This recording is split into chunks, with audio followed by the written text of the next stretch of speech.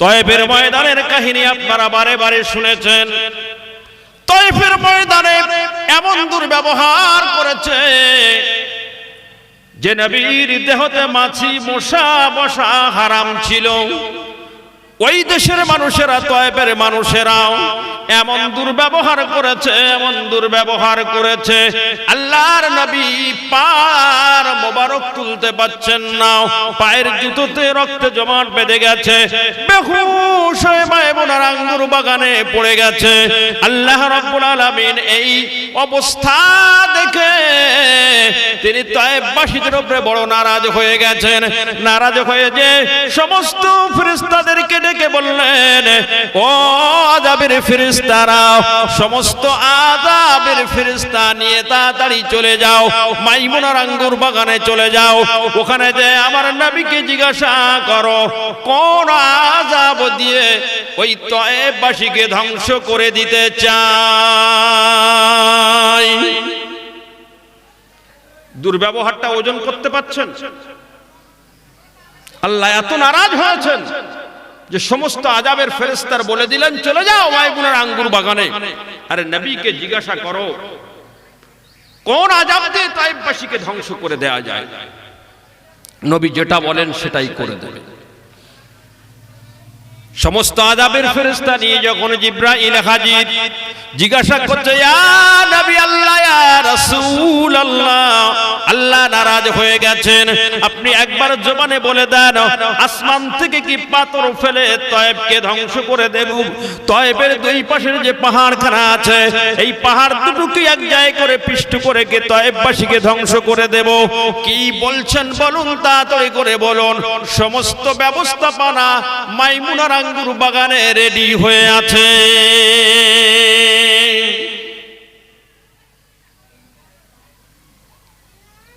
এমন নির্যাতনের পরেও আল্লাহর নবী গম্ভীর অবস্থায় রবকে কি করে চেনানো যায়?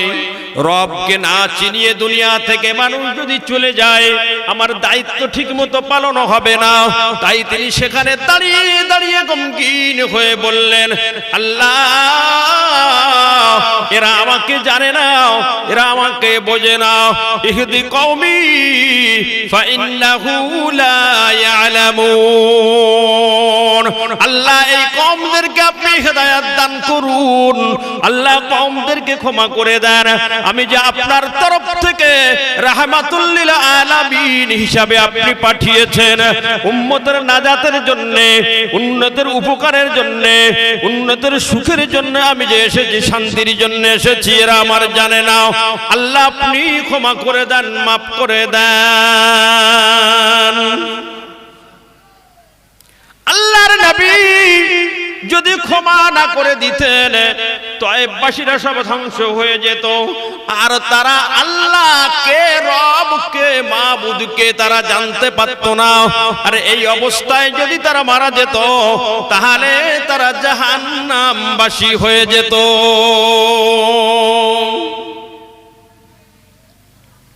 তাহলে কেমন দায়িত্ব পালন করছে দেখুন নবীরা, কেমন দায়িত্ব পালন করছেন। যে দায়িত্ব আল্লাহকে চেনানোর, রবকে চেনানোর, এই জন্য কিভাবে চিনিয়ে দেওয়া যায়। যদি বলে দেওয়া হয় তো সব তো মারা যাবে, তাহলে রব কার কাছে বলবো, রব কাকে চেনাবো, আল্লাহ কাকে চেনাবো, মাওলা মাবুদ কাকে চেনাবো। বন্ধুবর্গ আমার, সাহাবা কেরাম রাদিয়াল্লাহু আলাইহিম আজমাইনের জীবনের কাহিনী আপনারা শুনেছেন অনেক। হযরত বেলালের জীবনের কাহিনী শুনেছেন না শোনেননি? তাড়াতাড়ি বলুন। হযরত বেলালের জীবনের কাহিনী এমন হয়ে গেছে, হযরত বেলালকে মেরে মেরে মেরে মেরে শেষ পর্যন্ত মনের স্বাদ আর মেটে না। রড গরম করে যে জবান থেকে আল্লাহর নাম নিচ্ছিলেন, ওই জবানে রডের সেকা দেওয়া হচ্ছে। আগুনের গরম করে ওই গরম লোহাটাকে নিয়ে বেলালের জবানে সেকা দেওয়া হচ্ছে। বেলাল বলেছিল, উমাইয়া আর সেকা দিও না, আর বলবো না আল্লাহ। কি শুনেছেন তো নসিহত এরকম নাকি? আর পেরে উঠছি না উমাইয়া, যা মেরেছো আবার রড গরম করে জিভে ছেঁকা দিচ্ছ, আর আল্লাহ বলবো না, এরকম হয়েছে নাকি?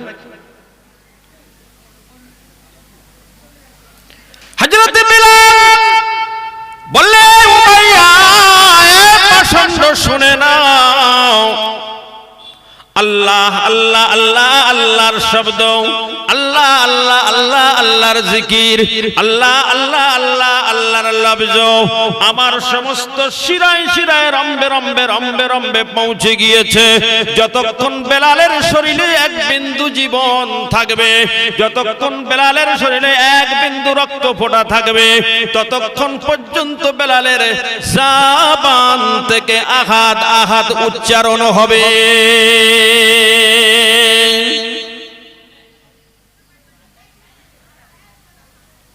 হযরতে খাব্বাব রাদিয়াল্লাহু তাআলা আনহু তিনি যখন ইসলামের দাওয়াতের কথা বললেন, আল্লাহর বড়াইয়ের কথা বললেন, রব্বাকা ফাকাব্বির, আমার রব সবথেকে বড়, এই কথা যখন তিনিও বললেন, তারা তখন আগুনের আঙ্গারা তৈরি করেছে, আগুনের আঙ্গারা, কয়লার আঙ্গারা তৈরি করে হযরতে খাব্বাব রাদিয়াল্লাহু তাআলা আনহুকে তার উপরে চিৎ করে শুয়ে রুটি ছেঁকা করছে। কি করছে? রুটি ছেঁকা। কয়লার আগুন আঙ্গারা তৈরি করে ইসলামের দায়ীকে কয়লার উপরে রুটি ছেঁকা করছে। এতদিন ওয়াজ নসিহত শুনেছেন, কোন আলেম ওলামা বলেছে ওই কঠিন অবস্থাতে খাব্বাব বলেছিল, ও আমার শত্রুরা ছেড়ে দাও, আমি আর আল্লাহর কথা জবানে বলবো না। শুনেছেন নাকি? তাড়াতাড়ি বলুন। না না না, যত কষ্ট ক্লেশ, যত কষ্ট ক্লেশ হয়েছে সমস্ত সবর করেছে, ধৈর্য ধরেছে, চর্বি আর গোশত খসে খসে খসে খসে ওই আঙ্গারা গুলো নিভে গিয়েছে। হযরতে ওমর রাদিয়াল্লাহু তাআলা আনহুর জামানায় হযরতে খাব্বাবকে ডেকে বললেন, ওমর রাদিয়াল্লাহু তাআলা আনহু, ও ভাই খাব্বাব, আপনি যখন ইসলাম গ্রহণ করেছিলেন তখন অমুসলমানেরা, ইসলামের শত্রুরা আপনার সঙ্গে বড় দুর্ব্যবহার করেছিল, আপনার সঙ্গে বড় নির্যাতন অত্যাচার করেছিল। ও ভাই খাব্বাব, একবার আমাকে শুনিয়ে দেন কেমন করে নির্যাতন অত্যাচার জুলুম করেছিল। হযরতে খাব্বাব রাদিয়াল্লাহু তাআলা আনহু তখন নিজের কোমরের কাপড়টা সরিয়ে দিয়ে বললে, ও ভাই ওমর, জবানে আর কি বয়ান দেব, কি শোনাবো, একবার সচক্ষে আমার কোমরটা দর্শন করুন। বীর পুরুষ ওমর হযরত খাব্বাবের ওই অবস্থাটা দেখে চমকে উঠলেন। আহা, জীবনে কোনোদিন আমি এমন কোমর দেখি নাই। ভাই খাব্বাব, একবার বলুন কি করেছিল, কেমন করে আপনার কোমরে শুধু হাড্ডি গুড্ডি গুলো দেখা যাচ্ছে আর কিছুই দেখা যায় না। হযরতে খাব্বাব বললেন, ও ভাই ওমর, তারা কয়লার আঙ্গারা তৈরি করে তার উপরে আমাকে চিৎ করে শুইয়ে দিয়েছিল, আর আমার কোমরের চর্বি আর গোশত খসে খসে খসে খসে আঙ্গারা গুলো নিভে যেত।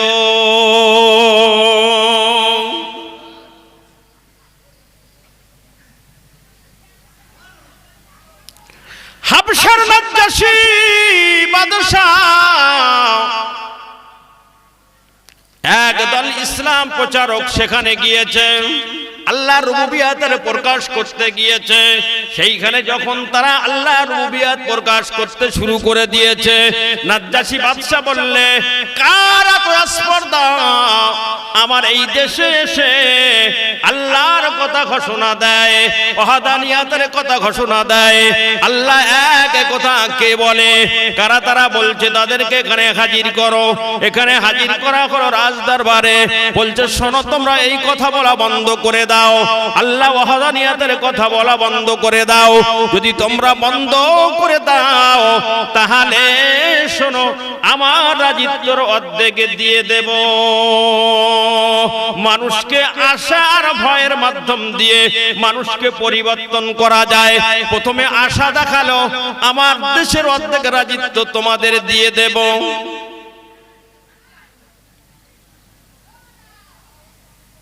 কমান্ডার ইন চিফ বলল শোনো ও খাব্বাব, ও নাজ্জাশী বাদশা শুনে নাও, ও হাবশার নাজ্জাশী বাদশা শুনে নাও, আমরা এই সামান্য কিরায়াতে সামান্যর বিনিময়ে অনন্তকালের জান্নাতকে বিক্রি করে দিতে পারি না। বললে তাহলে শোনো তার পরিণতি শোনো, তোমাদেরকে কিন্তু তেলের কড়াতে এক একটা করে কাঁকড়া ভাজা করব, মাছ ভাজা করব। বললে কেমন করে কি করবেন এটা দেখার দরকার নাই, যেটা ইচ্ছা সেটা করতে পারেন, তবে আমাদের কাছে যে দায়িত্ব পৌঁছেছে এই দায়িত্ব জীবন থাকতে থাকতে আমরা দায়িত্ব পালন করে যাব। জোরে বলুন না সুবহানাল্লাহ, বলুন না নারে তাকবীর।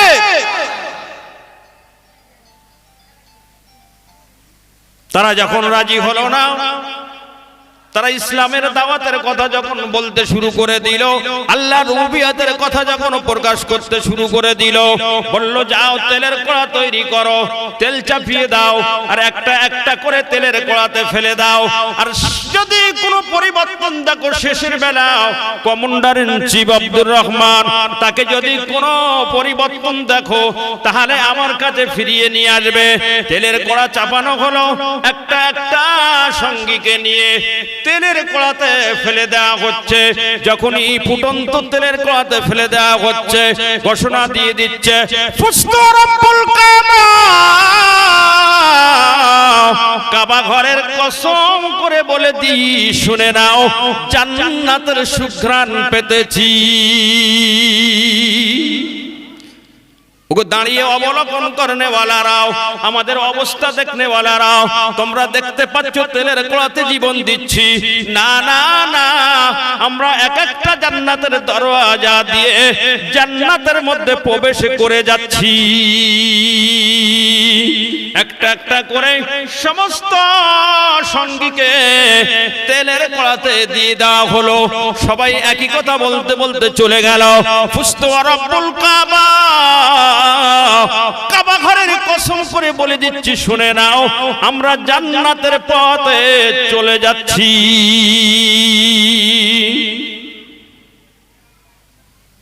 দাঁড়িয়ে দাঁড়িয়ে Abdur Rahman commander in chief ঝরঝর ঝরঝর করে অশ্রু ঝরতে লাগলো চোখ দিয়ে।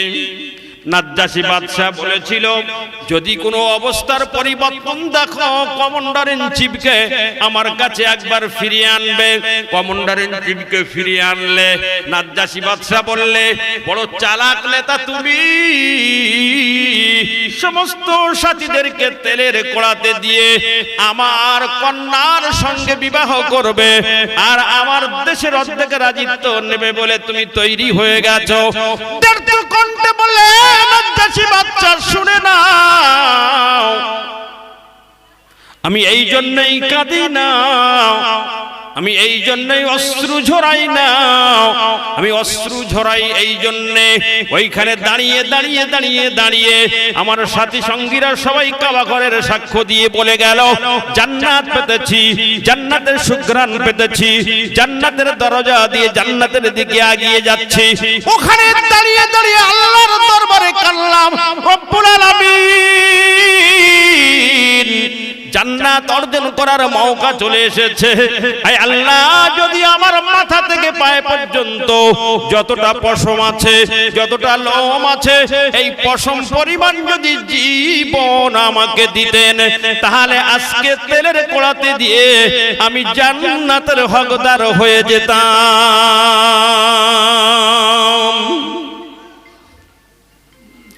ইসলাম আমার আপনার কাছে এমনিতে আসেনি। ইসলামকে যে আমরা পেয়েছি আর ইসলামকে নিয়ে যে আমরা মনে করছি যে আমি সোজা জান্নাত চলে যাব, আমার কোনো পরীক্ষা দিতে হবে না, আমার উপরে কোনো কষ্ট ক্লেশ অত্যাচার জুলুম আসবে না। আমি একেবারে তোষকের উপরে আর সুন্দর পাথরের ঘরে, মোজাক করা ঘরে আর এসি ডিসি ঘরের মধ্যে শুয়ে জীবন যাপন করে আমি জান্নাত চলে যাব। এটা কিন্তু অত সহজ জিনিস নয়। জান্নাত আমাকে আপনাকে যেতে গেলে আমাকে আপনাকে পরীক্ষা দিয়ে তারপরে যেতে হবে। বন্ধুবর্গ আমার, আমি আপনি আজ যে যুগে আছি, এই যুগেতে ঈমান রক্ষা করা বড় কঠিন। বলা হয়েছে হাতের তালুতে আগুন রাখা সহজ হবে, কিন্তু ঈমান রক্ষা করা কঠিন হয়ে যাবে। এই জন্য হাদিসের মধ্যে এসেছে সকালবেলা ঈমানদার, রাতে বেঈমান, রাতে ঈমানদার, সকালে বেঈমান। এই জন্য এই ফাসাদের জামানায় আমি আপনি ঈমানকে হেফাজত করার জন্য আমাকে আপনাকে রাসূলের সুন্নাত তরিকা অনুযায়ী জীবন যাপন করতে হবে। যদি সুন্নাত তরিকা অনুযায়ী জীবন যাপন করি তাহলে আমার আপনার ঈমান হেফাজত হয়ে যাবে। আল্লাহ রাব্বুল আলামিন ঘোষণা দিলেন, ইয়া আইয়ুহাল্লাযীনা আমানুত্তাকুল্লাহা হাক্কা তুকাতিহি ওয়া লা তামুতুন্না ইল্লা ওয়া আনতুম মুসলিমুন। জোরে বলুন সুবহানাল্লাহ। শুনে নাও তোমরা, যতক্ষণ না পর্যন্ত মুসলমান হতে পারো ততক্ষণ পর্যন্ত মরবে না। মরার কাল কার কার জানা আছে? মরার সময় কার কার জানা আছে? কারো জানা নেই? কারো জানা নেই? আল্লাহ বলছে তুমি মুসলমান না হয়ে মরবে না। তাহলে আমার যদি জানা না থাকে যে আমার মরণের সময় কখন, মরণের টাইম কখন, তাহলে আমাকে কি হয়ে থাকতে হবে? কথাটা বুঝতে পারিনি। আল্লাহ চেয়েছেন তোমরা মুসলমান না হয়ে মরো না। তাহলে আমার মরণের কাল নির্দিষ্ট যদি আমার জানা না থাকে তাহলে আমাকে সব সময় কি হয়ে থাকতে হবে? মুসলমান হয়ে থাকতে হবে। কি হয়ে থাকতে হবে? মুসলমান হয়ে থাকতে হবে। মউত যখনই আসুক না কেন আমি মুসলমান হয়ে আছি। কি হয়ে আছি? মুসলমান হয়ে আছি। তাহলে আমার কোনো চিন্তা নাই। আরে মউতের কিসের চিন্তা? মউত তো একটা পরিবর্তন হয়ে যাওয়ার জিনিস। আমাদের মসজিদের মাইফে যে এলান হয়, কি এলান হয় বলুন দেখি? ইন্তেকাল করেছে। কি করেছে? কি করেছে? ইন্তেকাল করেছে। ইন্তেকাল মানে হলো পরিবর্তন হচ্ছে। কি হচ্ছে? পরিবর্তন হচ্ছে। বন্ধুবর্গ আমার, সাপের খোলস দেখেছেন না দেখেননি? সাপের খোলস দেখেছেন? সাপ তার খোলসটাকে পরিবর্তন করছে। ছাটি বাগদার খোলস দেখেছেন না দেখেননি? ছাটি বাগদা তার খোলসটা পরিবর্তন করছে। বন্ধুবর্গ আমার, মানুষ আজকে এইখানে ধোঁকা খেয়ে গিয়েছে। মানুষ মনে করছে এরপরের আমার কোনো জীবন হবে না, এরপরে আমার কোনো হিসাব নিকাশ হবে না, এরপরে আমার আর কোনো ব্যবস্থা হবে না। আল্লাহ রাব্বুল আলামিন বলছে, শোনো, তোমাদের এরপরের একটা জীবন হবে। সেই জীবনের তৈরি এই জীবন থেকে করে নিতে হবে।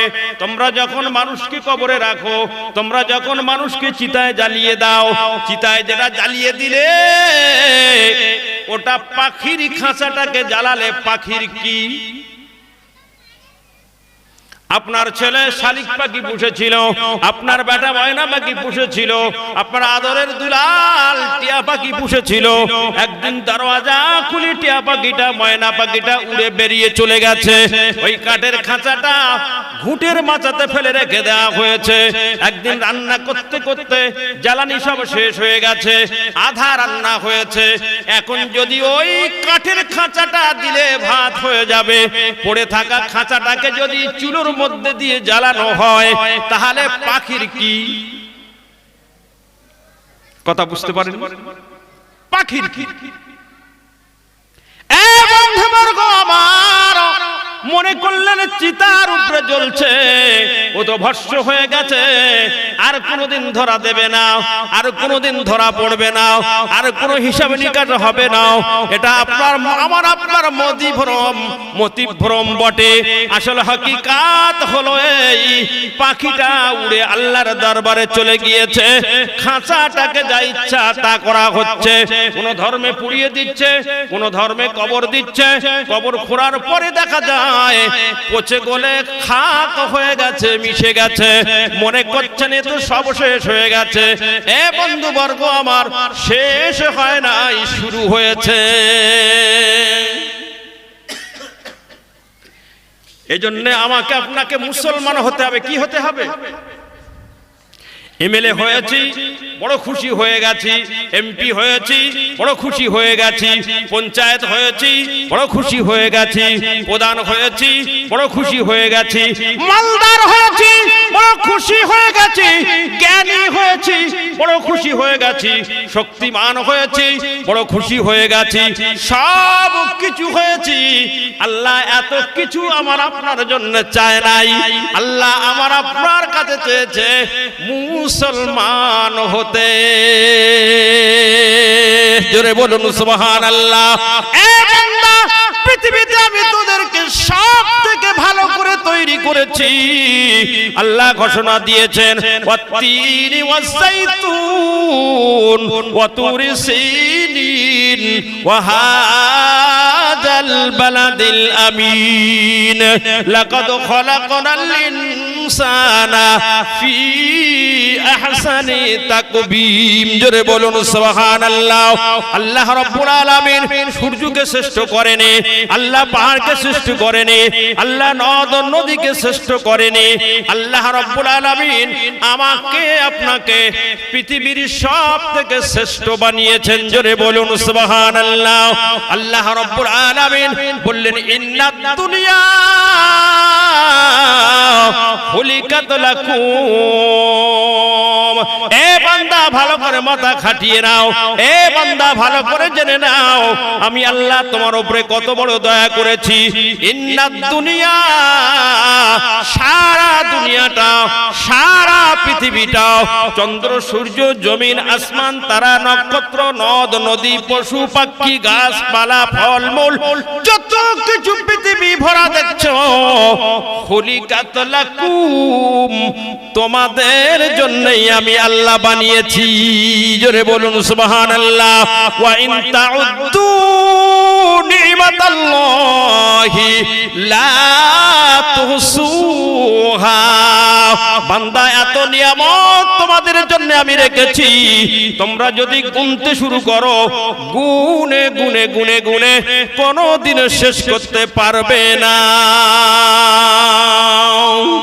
বন্ধুবর্গ আমার, আল্লাহ রাব্বুল আলামিন জান্নাত তৈরি করেছেন। রয়্যাল বেঙ্গল টাইগারের জন্য জান্নাত তৈরি করেছেন। বিশাল দেহ হাতির জন্য জান্নাত তৈরি করেছেন। কি বলছেন আপনারা? কি বলছেন? তাই নাকি? জান্নাত কাদের জন্য?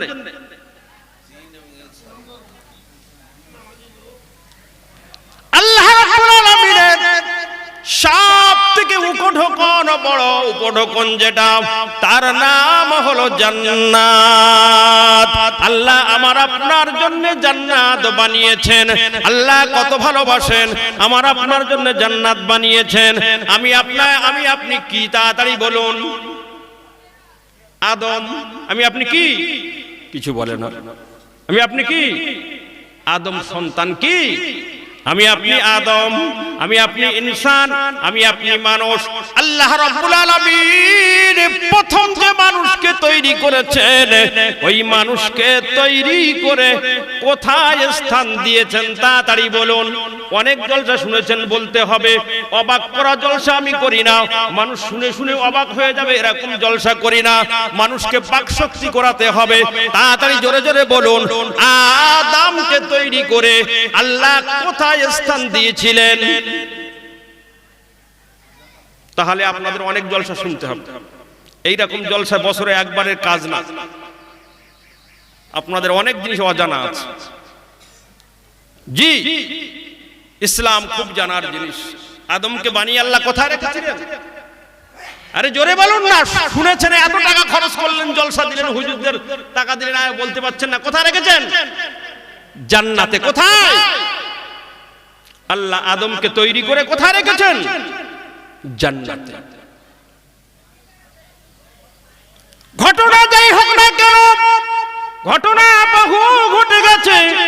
আল্লাহ রাব্বুল আলামিন তার কাছে আবার তিনি বললেন, রব্বানা যালামনা আনফুসানা ওয়া ইল্লাম তাগফির লানা ওয়া তারহামনা লানাকুনান্না মিনাল খাসিরিন।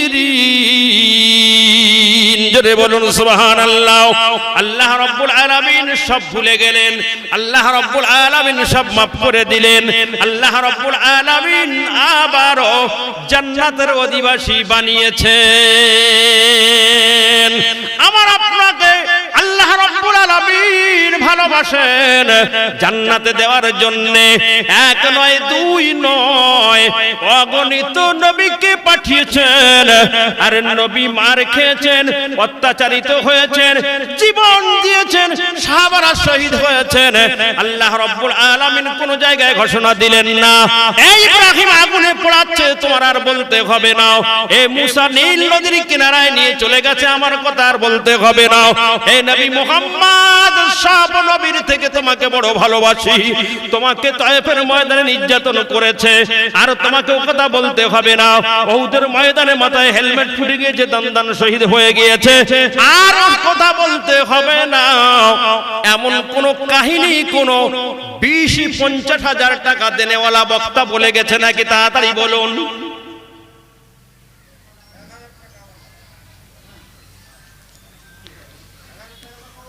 কোন বলেনি। কেন না? আল্লাহ রাব্বুল আলামিন বলছেন, শুনুন, আমার নবী মার খায় খাও, আমার সাহাবীর জীবন যায় যাক, যত কিছু হয় হোক, তবে আমার বান্দা আমার খবর জেনে যাক। জোরে বলুন সুবহানাল্লাহ। তারা যখন জানবে আল্লাহ এক, তারা যখন আমার সঙ্গে কাউকে শিরিক করবে না, আমার সঙ্গে যারা শিরিক করবে তাদের জন্য জান্নাত চিরতরে হারাম হারাম।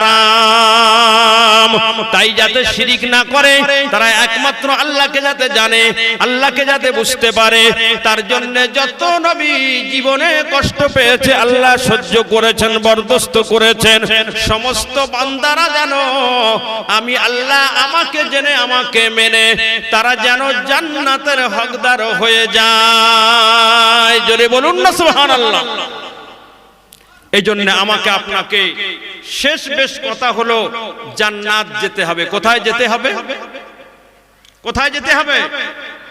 না, জান্নাতে যাওয়ার কারো ইচ্ছা নেই, দুনিয়ায় রাজি হয়ে গেছে। আর রাজি তুমবিল হায়াতিদ দুনিয়া, হ্যাঁ, দুনিয়ার জিন্দেগিতে রাজি হয়ে গেছে। ভালো ঘর করে ফেলেছি, ভালো ব্যবসা বাণিজ্য হচ্ছে, ভালো মাছ হচ্ছে, ভালো বাগান করেছি, ভালো বিবে পেয়ে গেছি, আর কিসের চিন্তা?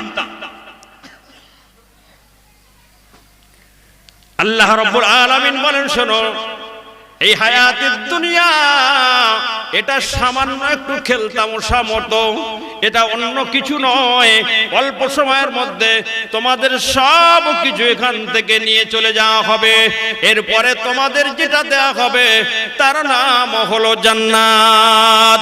এই দুনিয়ায় জমি পিপাসু মানুষেরা 1 বিঘা জমি নিয়ে মামলা মোকদ্দমা করে করে জীবনকে বিসর্জন দিয়ে দিয়েছো। এত জমি পিয়াসী মানুষেরা, শোনো, তুমি যদি আমি আল্লাহ আমার নবীর কথা শুনে, আমার নবীর তরিকা মেনে, যদি আমি আল্লাহ এক বলে স্বীকার করে ঈমানটাকে যদি তুমি বদ্ধমূল করে নিয়ে যদি আখিরাতে নিয়ে যেতে পারো, এই পৃথিবীর 10 গুণা সুখের জায়গা তোমাকে দান করব। যদি বলুন না সুবহানাল্লাহ। কত জায়গা নেবেন? কত জায়গা নেবেন? পৃথিবীর 10 গুণা জান্নাত সুখের জায়গা আল্লাহ রাব্বুল আলামিন দান করবেন। জোরে বলুন সুবহানাল্লাহ।